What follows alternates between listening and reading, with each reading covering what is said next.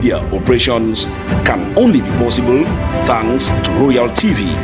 Royal TV, coming up with news, entertainment, no matter what, that's pretty paying, I got to pay, yeah, documentaries, sports, McKelly, Abubakar! Debates. I was shocked that preparations are on the ground. Get to propagate wrong narratives. And many more to your doorstairs ever than before. Royal TV, your daily companion. And yes, we are 99 days to the 2026 FIFA World Cup that will be hosted in Mexico, America, and Canada. Good evening and welcome to Sport Box with me, Sonita Ngunyi, and it comes up every Mondays, Wednesdays, Fridays, and equally Saturdays, alongside with Claudia Voma as the presenter equally. And yes, today we are going to be talking about a lot of things that are happening in the sport milieu, and equally mind you that it's been another day for us, or it is another day for us to talk sports on Royal Television. And mind you, the program is Sport Boss. We'll take on this break, and when we come back, we'll talk sports.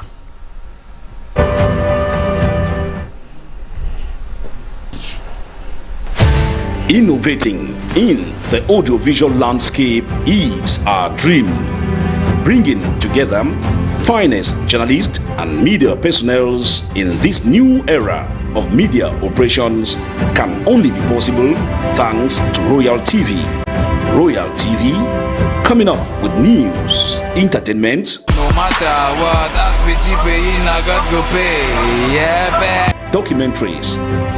And yes, sir, you're welcome back onto the program. You're watching Sport Box on Royal Television with me, Sonita Ngunyi. And yes, sir, we are going to be talking about what is happening, what happened with the under-17 Lions after they left Kinshasa with the trophy, and they have touched the Cameroonian soil where they had to present their trophy to the Federation alongside Neba Henry, who was part of that particular delegation. And Neba Henry is the president of Osho Sports Academy and equally a delegate from the Northwest region of the country. We want to equally say congratulations to the under-17 Lions of Cameroon for picking this particular trophy and equally picking up a qualification ticket to the under-17 African Cup of Nations. And preparations will not just stop here, as they have to continue fine-tuning themselves. Why not making maybe bringing in new fresh legs to why not tighten up the squad. But as it stands now, you should be able to know that the Unifac tournament for the under-17 category was won by Team Cameroon, and they are already in the country. And away from that, we told you about the return leg of the international friendly between the Lionesses of Cameroon and the Super Eagles of Nigeria, and that return leg saw the Super Falcons were defeated, they picked up a 3-1 victory over Team Cameroon yesterday at the military stadium in Guayaquil over there in Yaoundé. Despite this particular defeat for Team Cameroon, looking at it, it's a 1-1 victory on either side, but we hope the lessons equally have been picked up from this particular international friendly. And let's listen to this report that was compiled to us by Kusana Claudia Voma as she perused through the corridors of the international friendly in Yaoundé. The encounter began on a promising note for the Cameroon women's national football team, who wasted no time asserting themselves in front of home supporters. Just 7 minutes into the match, Kiki Meva found the back of the net, giving Cameroon an early advantage and igniting celebrations in the stands. However, the visitors gradually settled into the game. 25 minutes later, Michelle Alozie capitalized on a defensive lapse to level the score for the Nigerian women's national football team, shifting the momentum in Nigeria's favor. The first half drew to a close. Nigeria intensified their attacking pressure. 2 minutes later, before the break, Omorisola Babajide struck and gave the Super Falcons a 2-1 lead. silencing the Yaoundé crowd and placing Cameroon on the back foot heading into halftime. In the second half, the Lionesses attempted to reorganize and push forward in search of an equalizer. Despite moments of promise and increased attacking intent, they struggled to break through Nigeria's disciplined defensive setup. The Super Falcons remained composed and clinical, eventually sealing the victory when Chiwendu Ihezuo netted the third goal to confirm a 3-1 triumph. Despite the defeat, in the second leg, the friendly series concluded evenly balanced.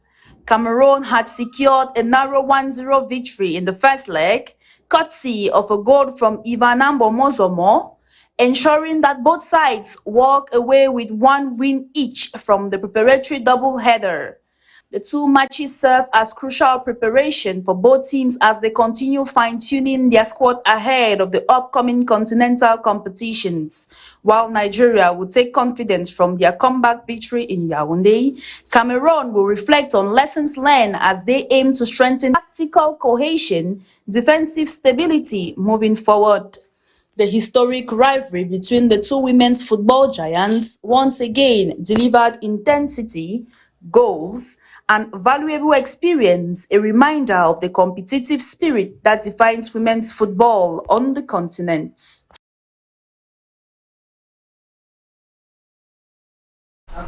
And yes, with this 3-2 an aggregate for this international friendly, we hope that the lessons equally have been picked up by the two coaches, as it is never too late to correct them before the competition. But as it stands now, we are going to be having some updates in response to the Women's African Cup of Nations, as some deliberations from a CAF equally are currently ongoing. And mind you that with the speculation so far of seeing the possibilities of postponing it is still very much at hand. As the days goes by, we are going to be bringing to you developments for this particular competition.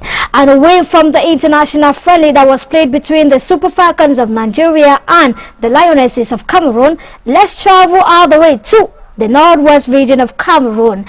Yes, talking about the northwest region of Cameroon, you will talk about the years or the seasons that they didn't have Elite 1, Elite 2, Elite 1 rather, in their own region. And today, as you can see on the pictures, it's an influx of spectators to tell you that even the chairs, or the seats rather, are not even enough for the thousands of spectators that are always making their way to the Bamenda Proximity Stadium, and to tell you that indeed football remains a unifying factor. I want to say congratulations equally to the Northwest Regional Bureau for a great job they have been doing so far to mobilize this multitude of fans to always come and equally watch good football, either from PWG of Bamenda and Gokotunjang, the likes of Itamba from the Guinness Super League, and Abakme United. And we are hoping that the narratives equally are not going to be different in the Southwest region, especially when we are having the Southwest Regional League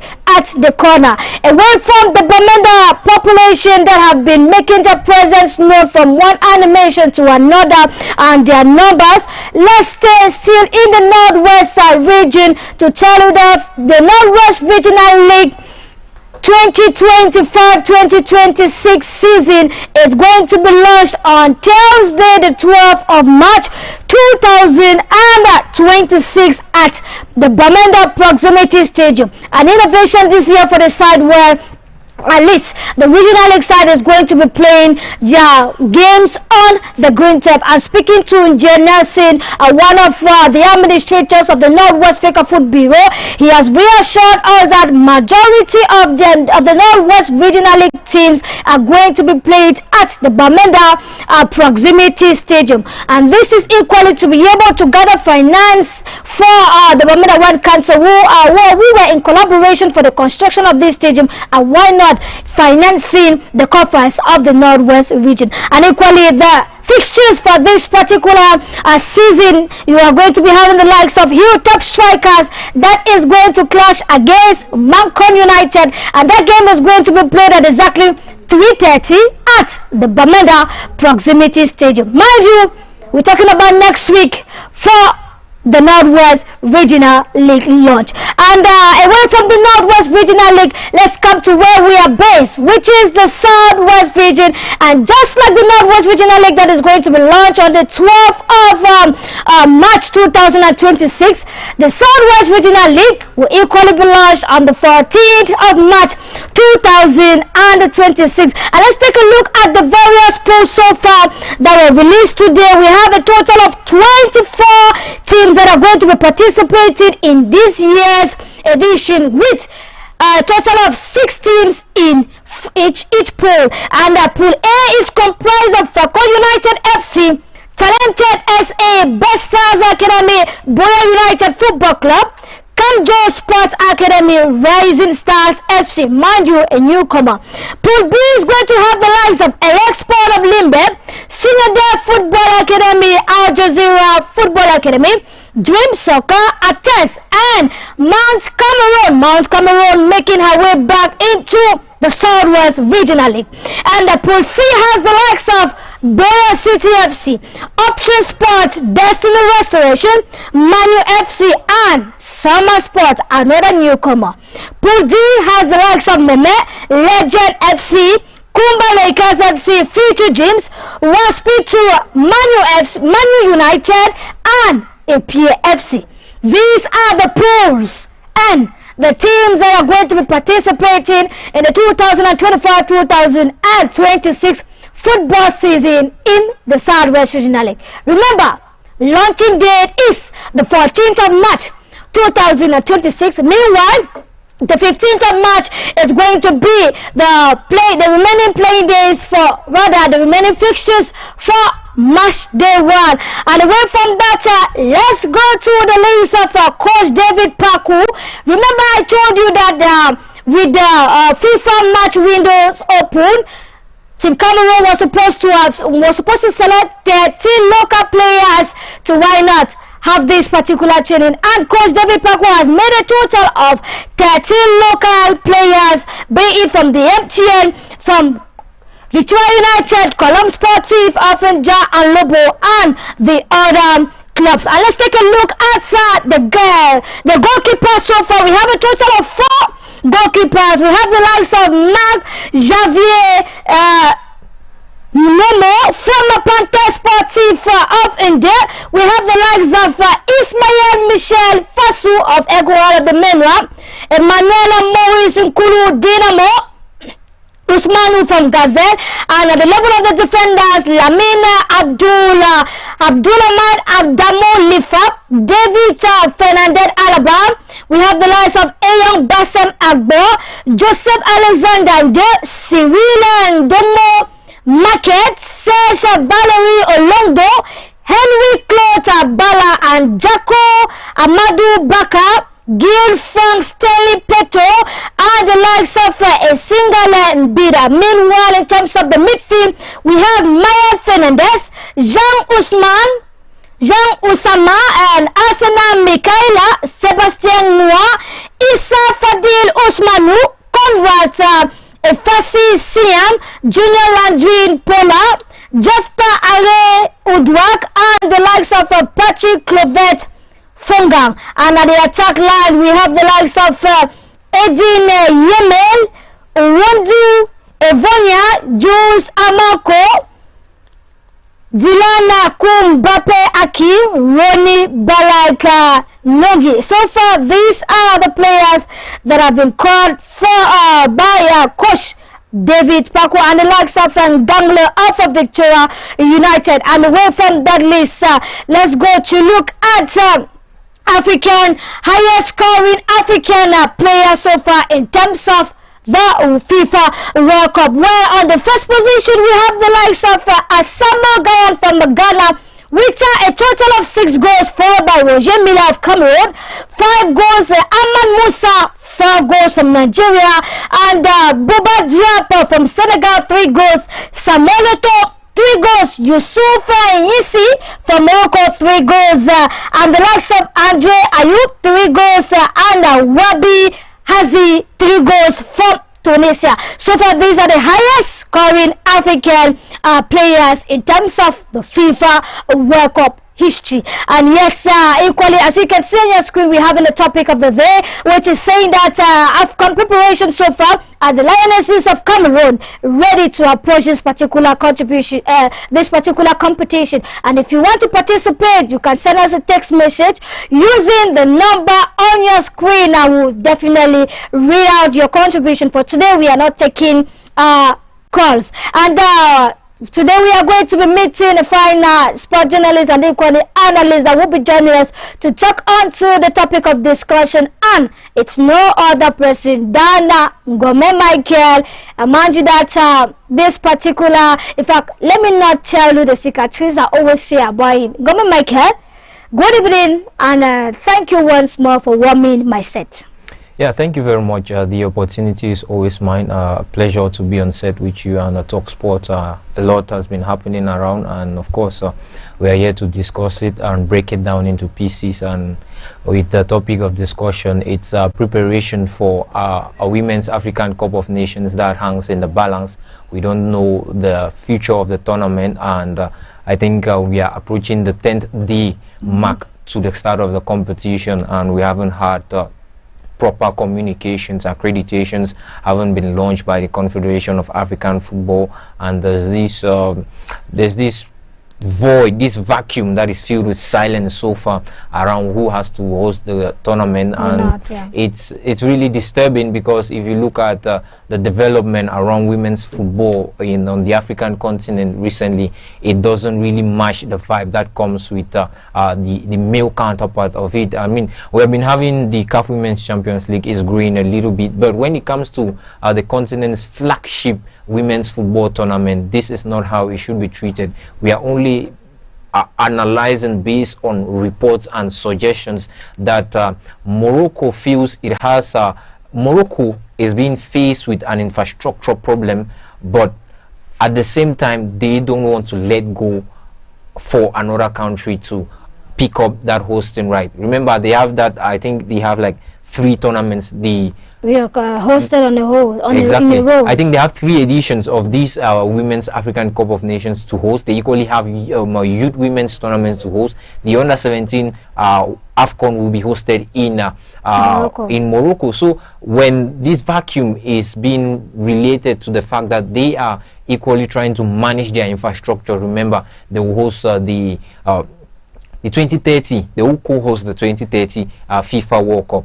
They are currently having a buoyant football season in the Butola Pro. So trying to manage their structure vis-a-vis the competitions that they have is proving a problem. And at some point we had rumors that South Africa was going to get the bid, but it seems now like there's a lot that needs to be understood around this situation, but CAF hasn't come out to clear the situation, the air, and it brings back that idea of the Confederation always trying to act at the mercy of the Royal Moroccan Football Federation, which it has been to coin it that way. It's virtually that way. Things have not really been that really fluent.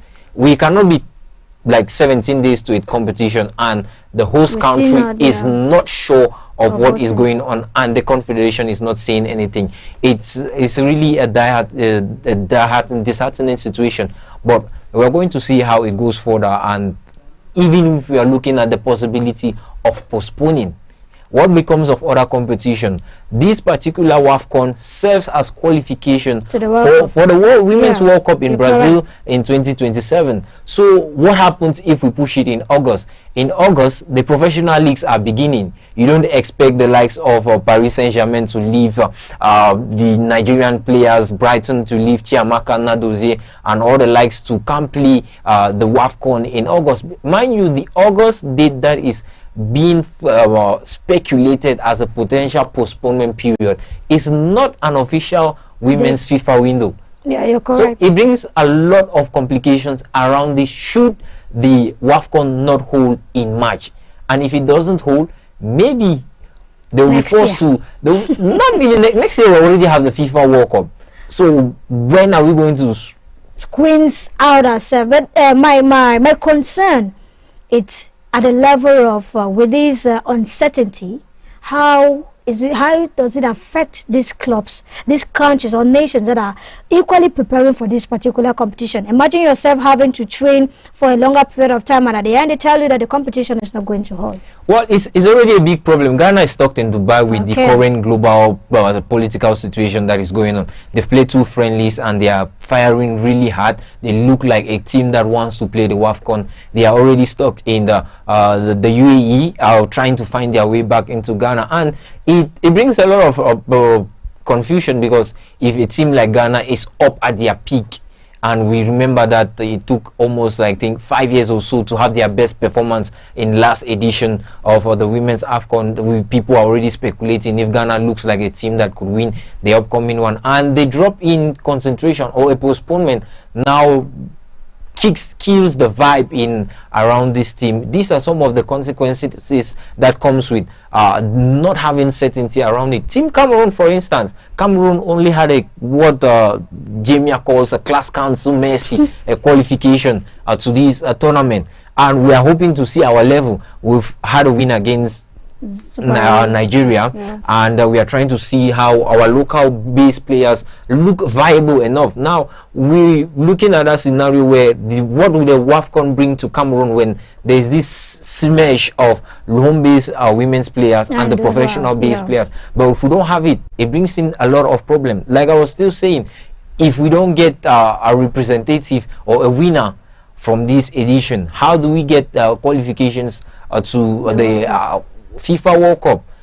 And it has a lot to play on us. Exactly. And when I say it's CAF always falls at the mercy of the Royal Moroccan Federation, there has been this consistent movement around major tournaments in Africa.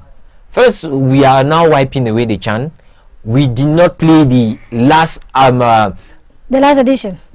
edition of the just concluded African Cup of Nations. We did not play it in January. It had to be. These movements have been there. I think that for that point, the federation was looking for a favorable weather condition. Not just a weather condition, Sunita. If you are looking at it entirely, the displacement. You cannot displace the euro this much. You cannot. Irrespective of what comes in, you cannot displace the euro this way, and you cannot displace even the Copa America. It doesn't have these shakeups a lot. No, we played in Cameroon in January. Yes, we played in I think Ivory Coast. Ivory Coast was played in January. You're correct. We should have a specific, even in the build up to Ivory Coast, Sonita. We had in Ivory Coast, we had talks of clubs not wanting players to come play for the African. Nobody would do that to any top European competition, even the Copa America. So let's have some respect. This is what we are saying to major African competitions. Now we are moving after 4 years. When you look at the 4 years gap for the AFCON, what brings in, what viable future really brings in for that? Because after 3 years we can reevaluate our players. I mean, after 4 years we will not be having some guys again. Very true. So, and how are we going to manage that 4-year period with the FIFA World Cup? So it brings in a lot of issues that have to be addressed, and these are some of those that it just shows how the current bureau, the leadership at CAF is really not solid on its ground. They are making the positive changes are there, the financial benefits are there, the tournament is booming every year, but we need a specific timeline that is permanent for African football. Definitely, we really do, and we are hoping that Mosepe is going to do everything that it takes to do it.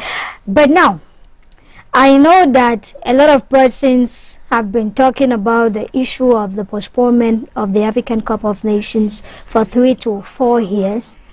Though some would tell you that it's a way of giving some of these African countries more time to play international funds. But the big question is, how long would they play these friendly games? Secondly, how do you evaluate because a friendly is a friendly, And a match competition is a match competition. Nigeria, the Nigeria we saw in Yaoundé. Definitely to play the same way, especially looking at the first leg of the game, which I basically saw them struggling to avoid picking up injuries. And now you start asking yourselves a lot of these questions: how many friendlies would these nations play to be able to keep that standard so that they don't drop? Hoping that the next African Cup of Nations edition is going to be a one that they are going to deliver. That's one of many questions that we keep asking. For instance, we had a player at the just ended African Cup of Nations. I think he came from Angola at 41. He was playing. That's because the AFCON comes after every 2 years. If you are to wait after every 4 years, at 41, by 44, you should be retired. So you will not be that active. So if Francisco Bebe or the likes, these guys, once you're 30 at 34, at 30 at this current, at the format that the previous format, you could play 2 AFCONs. But with the new format that is coming, it brings in a lot of issues, and still yet we haven't had any clarification on that. And even when the CAF president met the press in Morocco announcing the new format after 4 years, it's entirely not a bad idea, but there's still a vacuum. There's not a lot of sensitization, communication, especially the negative side of exactly it. There's not a lot of communication around how it's going to be better from the like. The understanding is not there, because look at, let's say the UEFA Champions League took its new format. The organizers took time to draw, to explain how the new format will take place. And even when people were really bit confused on how the draws will be made, they understand there were a lot of releases, communications around all these things, but we are not having it around yet. And it just goes ahead to point to the fact what we are seeing in women's football today. We should have a lot of these. It's not bad for a country to realize something and dish out hosting. But if you're not capable of hosting, per speculations that we are having, South Africa was already on standby. But it seems like the Moroccan Football Federation still felt like they had another not to hosting. But time is running out. And principally, if we are 10 days to a competition, how are you going to launch accreditations in 10 days? Logistics in 10 days, and safety, security, everything. A lot of that can it be actually done in 10 days and ensure that this tournament goes a whole long way. Well, we're waiting for that. I'm very sure that before the end of today, this particular answers to the questions, these particular responses are going to be given to us by CAF, because as it stands now, deliberations are ongoing. But nevertheless, Government Michael have prepared Lionesses, judging them in terms of these 2 international friendlies. Though we are going to understand that it's just a friendly, but can we say that it's a perfect squad, or we need a blend? Yeah, the blend is always necessary. I think if you look at the weaknesses from both games, they were defensive.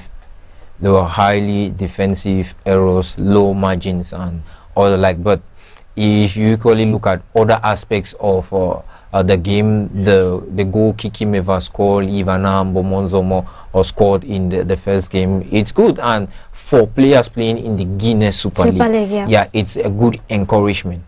But now the issue about the blend is, it's not really, I hope it's not done in a way that kills us more.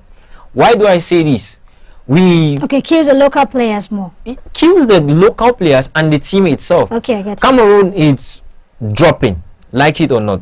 No, very correct. Dropping when it comes to women football. And when we were once a giant, and now we are going down the pecking order. Some people will tell us that we have joined the underdogs. We are gradually getting there, whether you like it or not. Maybe the name Cameroon is saving us, but we are gradually getting there. Now, when I say the blend shouldn't go to kill the team, this is what I mean. If you look at this Nigerian side, they won their 11th title at the previous edition, beating the host nation in one of the most magnificent footballing finals I've seen in women's football on the continent. They were down on 2-0 and came back to overturn that result. What worked for them? This is it. Nigeria, the coach, I think Justin Madu or something like that, I think he had the nerve, I'll say that, he had this risk-taking mentality. Because if you look at Asisat Oshoala sat on the bench, she didn't play up to 2 games at that tournament. You're very correct. And that brought in a lot of controversies. Yeah, it brought in a lot of controversy, but at the tail end we saw the reason. The result, yeah. Exactly. There was another player, Francisca Odega. She was basically on a safari. We had, I think, Onumunu, who scored in the semi-finals of the last edition for Nigeria, didn't play any single game. What, therefore, do I mean? This is a team that had the young talent and had the experienced one. But the coach saw something in the young girls and casted his odds on them. And he paid off cash. Nigeria went through the tournament, I think, without conceding from open play until the final. It speaks a lot. So if we should have this daring mentality, I'll take you back a little bit. Okay. The reason why we did not qualify, I think, for this edition directly and the Olympics is because we over dependent on Chudinjora, Adora, Abudi Ogene, and all the like. I'm not saying that they have done their part and they have that experience, but when we over rely on them, it really doesn't work out a little bit. And I'm saying that we should be able to cast in these young attacking players. I think if you go around social media, there are girls playing in Turkey, playing everywhere, and they are hovering numbers. Naomi Eto'o, it's Kiyamel, the girl ready that won the Ballon d'Or. We should cast these girls in there. Let them play the football. Let's gamble. Just to cut you short, present at the Ballon d'Or, I felt that with her exclusion, that apology that what transpired in terms of the under-20 Lionesses, I felt that with the apology she was trying to send a message, but I don't know if they were actually attentive enough to understand that this is somebody who is willing to give in to give it a result that we are going to look back and smile. But I just hope that the various stakeholders are going to bring her into this particular, especially when she's in good form. Yeah, she's in good form. That's what I'm saying. You pick up these players and you give them that ability to express themselves, irrespective of what level they are. Yeah. We are in a dire situation. We don't have a concrete team for the last 2 years. Cameroon doesn't have static. Yeah, we don't have a team, a clear starting 11. Now we can boastfully say this is our starting 11. Exactly, and we keep juggling in transition. The guy of Bisek, Coach Bisek, was transitioning. You see this particular coach, I really don't want to talk about. So these are some of the issues. So we should cast our die. When we cast our dials on these young players, we see where it's wrong, we see who doesn't fit in it, and we're trying to bring them down. And for instance, if you're bringing Divine Gamanga playing alongside Chujoya Ajara or Abudi Ongene, we're bringing the likes of Naomi Eto'o playing again in that 10-shirted position with Ongene.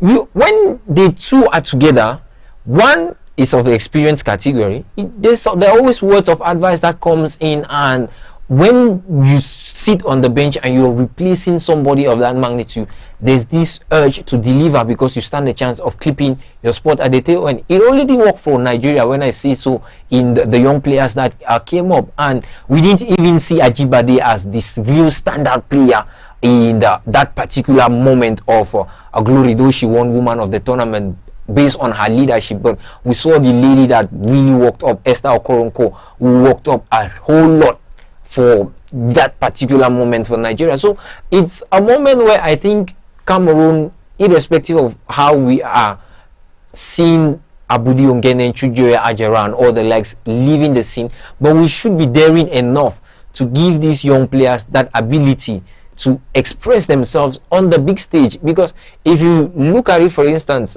in the moments where Brenda Tabe was calling left, right and center, she didn't really get enough minutes for us to judge her for playing for the national team of Cameroon. And it's the same thing for, I think, Divinga, Manga, Anisingi and them and all the likes. The only players who I can say are trust so far with the national team, the likes of Colin Jana and Lamin Mana, who is a fantastic player. But when you bring them together with these young girls, and we see how we try now to compare how they are flowing with the elderly ones that are in there. And mind you or not, very soon these two players whom we are trying to capitalize on them, they will leave the stage. So what will profit us if they leave the stage and we don't have a definite replacement for these two? We have someone talk about bringing the likes of Brenda Tabe, like you earlier said, and equally, why not Naomi Eto'o?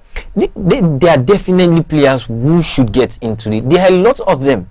When you bring in that open door opportunity, everyone should come in, play. You understand? First of all, we are actually really dormant on women's or international breaks. But if we draw up a system where international breaks are coming and you test everybody, when you test everybody, you have the fine ones in there and you shift them up, let them play more. Even if you're playing for the under 20 or the under 17s and the national team, you have a way of juggling around these things and bringing in a more perfect squad moving on forward. Because these are things, if we don't start doing it today, like I said, Cameroon will continue to drop.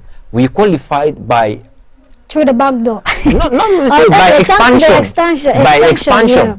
So for how long are we going to maybe wait, let it leave from 16 to 24 or 20 or 24 teams?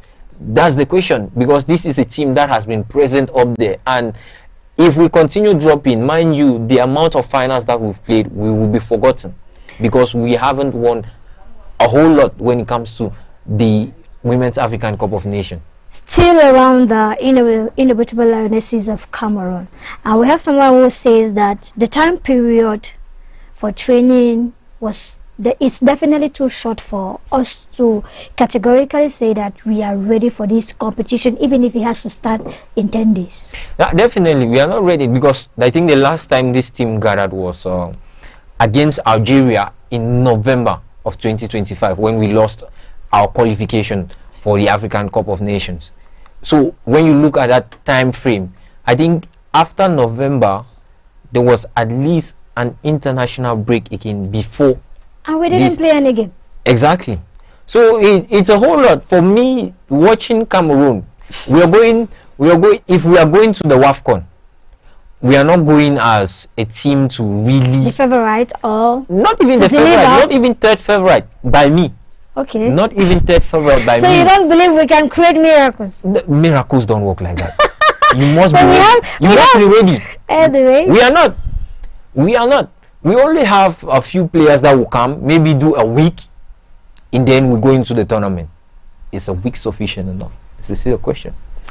And yes, sir, we're talking about the readiness of the inevitable lionesses of Cameroon. Thank you very much for your contribution so far in terms of Naomi Eto'o, Brenda Tabe getting into this particular squad. So why not make it more sophisticated? But nevertheless, a general appraisal so far for the international friend, either from both sides, is it Nigeria or Cameroon? Well, like I said, I was impressed by the Guinea Super League players. Okay. Yeah. Specifically. The Guinea Super League players, they did a great job. And we've seen, I bet Mimose Ndumu coach has seen the lapses, and now you know who you're bringing in to fit in where. And we hope there's no mediocrity in bringing in players that will come in terms of Coach Mikael, do you think that she can give us that result that we want? Sonita, for me, we should not Cameroon should not focus on the result. We're building. Okay, we're building. Yeah, exactly. Now result. I fear Cameroon. We are in the group of Ghana, Mali, Cape Verde, and Cameroon. Cape Verde again. That name. Yeah, Cape Verde. And many football lovers remember the name. If you go down, like, and Cape Verde is their first participation ever. That's what I'm heading to. It's their first participation, but the team is just 18 months old. That is a year and 6 months. And they made it to the WAFCON. Ghana, like I said, Ghana looks like a team promising that could win. Why? They have a good home-based system. They equally have an experienced, I think, a good women's football coach. His name is a little bit even tough. Their women, Yeah, the Malta Guinness is actually is good. And one difference between Ghana and Cameroon, I think the CAF Women's Champions League has played 4 editions, if I'm not mistaken. Ghanaian clubs have played in 2. Hasaka's ladies played in 1. Epem Dakwa ladies played in another. There's a left back with the Black Queens. I think Comfort Yeboah. She was spotted at the CAF Women's Champions League. She's a genuine starter in the team, a regular starter who has come up from the Guinness Super League, who is a genuine starter. And this goes back to even when the girls are playing well, even when they are hammering goals left and right. These are the things I'm saying. So, like I said, I fear Cameroon might not even get 4 points from that group. To be genuine. It's at a level at which you think that. So, let me ask you a when last did Cameroon score 3 goals in a game? In a competitive game? That's why I want to tell you that. I want to ask you. Looking at the squad we have, putting in consideration that we bring in the blend you're talking about, exactly, the likes of Naomi Eto'o, Tabe Brenda, and others, Ajera, but now going into this competition, you want to tell us that Team Cameroon is not going to get 3 points? I said 4. Okay, we are not going to get 4. We are not going to get 4 points. It will be difficult. I haven't laid hands on the fixtures yet, but imagine if you are playing Ghana first. That's okay. That's what I was going to. Now, looking at, in as much as I'm not underestimating any of the nations. Exactly. Get me right. I'm not either overestimating them. But you, how do I coin this? Why don't you have a little faith in these girls? The faith comes with action. The action has not been there. Okay, we played Nigeria and scored 2 goals. Ghana played Hong Kong and Russia scored 8 goals. Somebody will tell you that who is Hong Kong? Hong Kong? Yes. No, because now I don't know when you look at statistics. Ghana finished 3rd. Very correct. At the last edition. Where did we end? I'm not justifying lapses in terms of women competitions. You understand? Exactly. It's draining for a whole nation not to go 6 months without playing even a friendly. You ask yourself, what is our level? But now, yes, a team might have been, or a nation might have been at the top.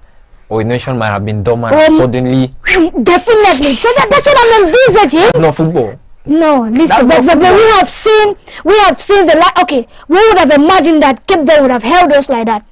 They've been working. They've been working, and that's the product of working. Where is our work? Where have we been working? This is our work, Gobe. Yeah, since November, and we are 20 days to the competition. Exactly. So I'm not saying that I don't believe in Cameroon, but I'm saying that we should go in from a perspective of maybe humility, humble. We should not have set the bar high. Too high, yeah. Exactly. Because we are building. We've been transitioning. How many Bisek was transitioning? Mimosette is coming into transition. How sure are we with this transition when we don't even see the teams 2 times in an international break? Okay. David Pago is building a team. We saw a good team. Yeah. At the AFCON. Yeah. It was average. It was good. It was. I mean, he gave the results people wanted. It was not perfect. It was some sort of self-satisfying. Yes. Exactly. That's the word. Not over-satisfying. Yeah, but self-satisfying. I think beneath the line, on the line, satisfying. Yes. Okay. So we are expecting him at the FIFA series. Very correct. Okay. He will play the likes of maybe Australia, China, and all the likes. We evaluate him again. Yeah. I think the next international break in June will start with the 2027 AFCON qualifiers. We'll evaluate Coach David Pago again. We'll see how far the transition has been coming. Can we say that for the women? We're only going to a tournament. We'll go and transition at that tournament. After that tournament, the transition will die. Another maybe qualifiers now for the Olympics. We see another set. We'll now come again with transition. Man, damn. Definitely, we are just according to Ngome Michael, he says that we still have to put in a lot, and not having a lot of expectation in terms of the African women championship. Nevertheless, we are going to close this particular topic of the readiness of the Lionesses of Cameroon and talk about Coach David Paku 30-man player list in terms of the match windows. And let's take this break. When we come back, we are going to be looking at this particular issue, especially with the fact that the Ballon d'Or himself is not among these 30 players. Royal TV. Royal TV, coming up with news, entertainment, No matter what, that's pretty paying, I got go pay. Yeah, man. documentaries, sports, Bekele, Abubakar! debates. I was shocked that preparations are on the ground. Get to propagate wrong narratives. Many more to your doorsteps ever than before. Royal TV, your daily companion. And yes, you are welcome back to Sports Box, where we were talking about the readiness of the Lionesses of Cameroon. How prepared are they to face their opponents in terms of the Women's African Cup of Nations? Have they dotted the I's and cut the T's? We are going to know all that when the competition is itself is going to start. Away from that, let's talk about the 30-man player list that was selected by Coach David Pagu in terms of the match FIFA windows. And let's peruse through this particular list again to tell you. But I think that we're going to be doing that gradually with Ngome Mike. Before we get to the structure of the various players that have been called up, I think this is the second consecutive time that we're having a competition like this, or a break, and our Ballon d'Ors are missing. Well, yeah. Is it that we fortified them to just give them that title, or they didn't just meet some certain criteria to be able to include them in such breaks? No, for Daura's case, it's understandable, it's logical. Okay. I think for me, it gives him that idea that David Pagu sees the local championship. The guy didn't start the championship. I think he came in on match day 4 or 5 and scored a brace for Gazelle. Yeah, but he didn't start. So is there enough reason? At the start of the season, Sunita, Yes. this guy was linked to a move to Al Ahly in Egypt. You're very and correct. I was even shocked nobody spoke about it at the Ngeme Sports Stadium, to either to the coach or to the player himself after the post match. That's what actually transpired. Exactly, where is he with that movement? Because it's a great move. Moving from Cameroon to Al Ahly, we all know Al Ahly, Egypt. So when you are in the market for such a high profile move, you're as a player, exactly, you are not expected to start the championship. You've not played 3 days in the championship. The Ballon d'Or is adjudged based on his performance of last season, which was top notch, super exceptional. Exactly. So he deserves the Ballon d'Or, no question about that. Even if we were to vote 3 times again, I think he will still have over 70% of the votes. Serge Daura, he merits it, and he's a very young guy. He's a young guy being linked to Al Ahly, so you don't need to start the Elite One Championship that had stayed for months. You don't want to get into that. So exactly. So to me, I think David Pagu, so basically he's based in Garoua. Gazelle and Coton Sport, so he knows what he's going through. It's a right call for me, for the coach. It's a right call. So I want to get your point. If we were to add Daura, who should we have removed from that attackers list? Okay, I wouldn't want us to get there, but this I want to understand you. So you were saying that he was left out because of the link that he has, or because he didn't start the championship. Which of them? He didn't start the championship because of the transfer link that he had, and he didn't play up to just 2 or 3 games. No, 3 matches. We're on match day 8. Yes. He didn't play 3 match days. He started from the bench in Limbe. Yes. He scored a brace up north. It's not, I mean, okay, calculate 8 match days, 90 minutes times 8. It gives you a whole lot of minutes in football. Why don't you? It's I've asked a rhetorical question: who should come out from that list? You get, you don't need to give me an answer, but in terms of minutes played, no, you can ask me, I'll tell you. No, nobody deserves to come off. It's just a convocation, and even not a final list. But I think the events leading to the new seasons for Serge Daura didn't really permit him to concretely fit into that squad. Not because he's not good, but it is the transfer window backdoor activities for him. If we are going to another window, like in June, if we have another session with the local players, then we'll look at Daura from, this is March, till June. How has he performed? Okay, are his numbers worth him being there? Is he not there? That's what we'll be doing. But now, in terms of minutes, he is an attacker. Compare him to Jules Amanko. Amanko has, I think, 8 goal contributions combined, 4 goals and 4 assists. Jefta Ari scored. Jefta is even a midfielder, but an attacking midfielder. He scored a hat-trick. He has been playing for Dinamo. Who again is on that list? We have the likes of Stanley. Gilles Frankie. In the last 3 games, Gilles Frankie he's been on target for Victoria United. These are players. These, I mean, they want the minutes. Wait, before we go to the midfield, let's go to that list. Let's talk about the kid from Galactic, even Bilan. This is a child that I'm super excited for him. Okay. I think from his under 16 days with Galactic, I'm lucky to be following youth football tournaments here and there. Okay. He has virtually, if you check his progress card, he has virtually left his mark on every tournament that he's played in, be it goals or performance. He's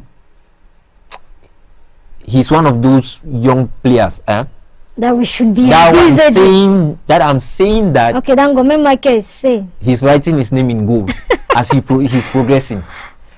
I think he got 3 goals at the Unifac tournament. Yeah, we just ended. Exactly. And I think 3 goals to some man to maybe, the top scorers list. If you trace him to youth football tournaments that he has been playing, he has either made team of the competition. At the December tournament, he did. The competition. Even top scorers, he does for Galactic. And he's playing the Littoral Regional League, which he scored goals in last season. And came back even in the December tournament. He had 2 goals at the 2 or more goals at the just ended December tournament. That's why he is there, and we are not even saying that this kid should be selected to play in the national team. But at least that call-up means a lot. The progress, exactly. It's a CV for him, and the progression justifies why he should be there. Michael, let's talk about the 4 goalkeepers so far: Panter, Egle, Damenwa, Dinamo, Gazelle Football, which we have the likes of Usmano, we have the likes of Maurice Nkoum, Ismael, Michel, and Marc Javier Nomo. Yeah, I think the guy from Aigle Royal is a fantastic goalkeeper. If you look at it, I think Aigle Menoa. Yeah, Aigle Royal of the Menoa. They won on match day 1 and haven't won since until match day 8. That string of defeats and draws. But if you see a team struggling and yet the goalkeeper is outstanding, I think he's featured in, though we have multiple teams of the week from the Elite One, but he's featured in quite a handful. So I think he merits it. The other, I watched the goalkeeper for Gazelle against Victoria United. I don't know if it was not his good day, you get, but he wasn't really convincing to me. But the coach knows what he's seen, and other persons have watched him multiple times, you get. I think that was my first time of watching him for 90 minutes or so. So I think, like I said, the guy that really catches my eye is the goalkeeper from Aigle Royal of Meno. In defense compartment, mind you, we have Best Stars Academy.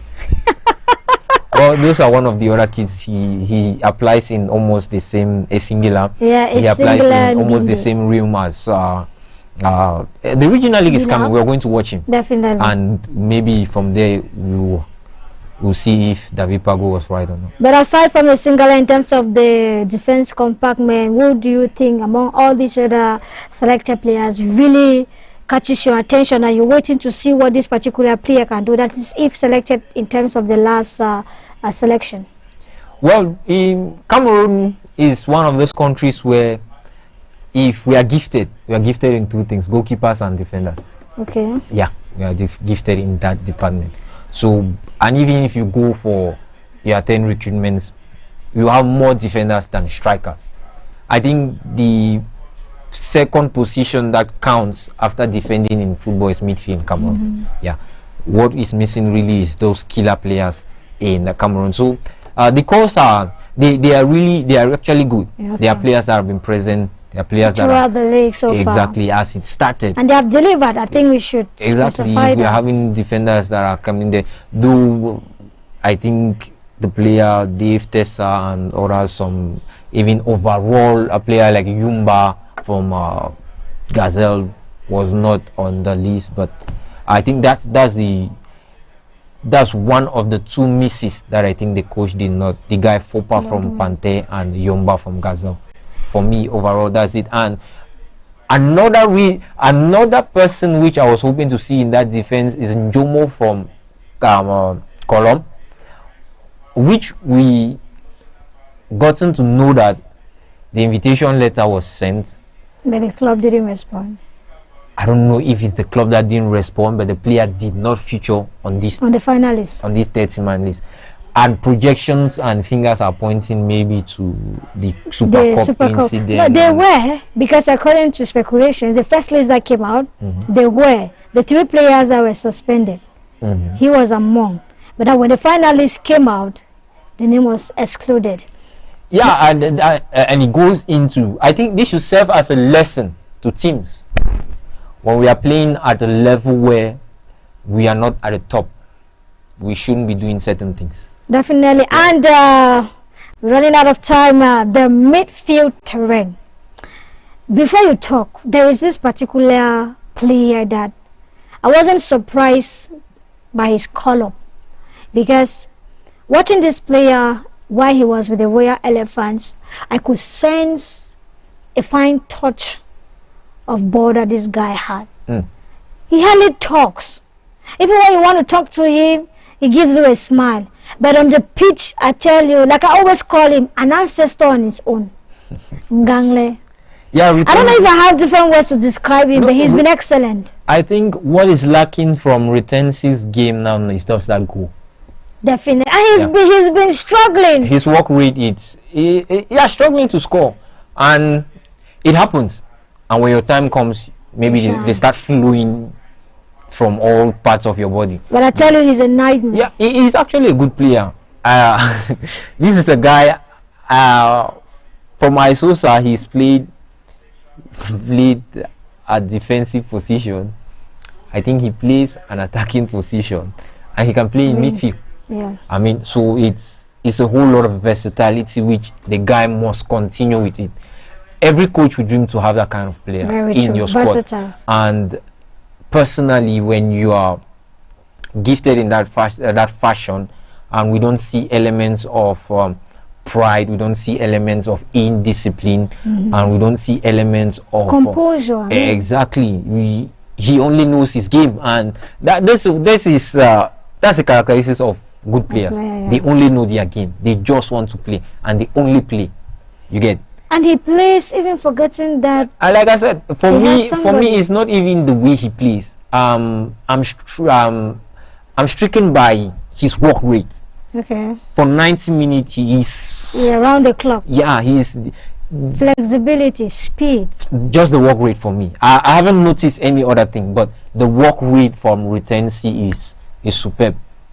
I haven't seen that for a long time, I should say. Playing for Victoria United, we hope that in one way or the other, why not proves himself again, especially as he has a lot of fans who are eager to see him even get the first goal for himself this particular season. And we're running out of time, and Mike, it's been a 30-man player list so far for Coach David Pagu. And final word for this particular list. Yeah, we hope to see those who finally get a notch to play in the FIFA series, and most importantly, see how the Kofana, Chamade, Chemalon, Even Baleba. Baleba generation. Yeah, that crop, all of them are young, yeah. That crop from the AFCON, the Brian Buemo generation, how, let's say if it was 52% at the AFCON, maybe 56 can increase a little bit. Exactly. Let's see how we go forward. And it's also a strong message for the local championship to keep working, so that maybe if we are going to have another 10-day build up to the June international break, which will be very important because the 2027 AFCON qualifiers will begin by then. No wake up for us, and we'll see how it goes. I mean, if it's a good initiative. If we build in a system where we evaluate these guys and ship some into the senior national and we team. have a starting 11 even from them. Another starting 11. Chan is off, unfortunately. But maybe the African the new tournament, is it African Nations League they are calling, or what? Yeah, it could help. And now it's only left to the FA to get a league calendar, a league schedule. Yeah, that's just it. And hopefully, one thing we did not get is the number of out of this 30. Is it 2 or 3? Exactly. Yeah. But I think as the campaign is on the 6th, today is the 3rd. Or 4th. They sit to the 10th. Yeah, I think the date of today, so it should be. No, we are 4th. Okay, so we are 2 days from. Yeah, 2 days for the. From campaign, players will start arriving, and we'll see how it goes from there. And like I said, it's not just about being corrupt, but if we make this a habit, definitely, for Cameroon football, it improves the league, sees how it transplants into the national team. You feed the national team. Exactly, and it's the same transition that is only on paper for.